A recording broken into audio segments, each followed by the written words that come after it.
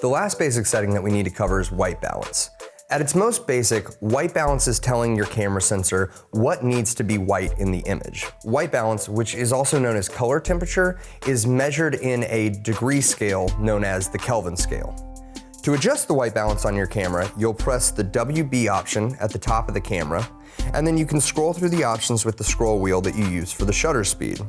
There are many options available, populated with icons such as a sun, a cloud, and a light bulb, and then there are also 4 custom options, as well as an icon that has a wrench and a K next to it. All the presets are based on the Kelvin scale, which moves in thousands of degrees.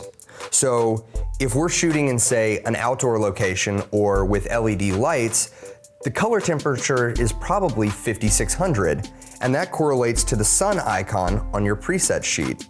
For tungsten lights or shooting indoor, the general rule of thumb is to select the light bulb icon, which is roughly 3200 degrees Kelvin. You can also custom select your color temperature by clicking on the wrench icon that has the K next to it and setting a specific temperature that you would like for your camera. We'll discuss that more in the advanced section of white balance. These are all just general guidelines, however.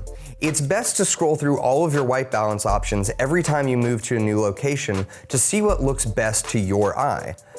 Because we're not filming in RAW on the GH4, getting your white balance correct is very important. Say you shoot an indoor scene with an outdoor white balance, your image is going to be overly orange. Or if you shoot an outdoor scene with an indoor white balance, your scene is going to be overly blue.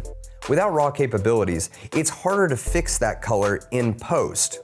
A final note, there's an option for auto white balance, AWB, in the preset menu. You should never use the auto white balance when you're filming because the color temperature will constantly adjust to what it perceives the environment to be, and that constant adjustment is almost impossible to correct in post. So that wraps up our overview of the GH4 and its basic functions.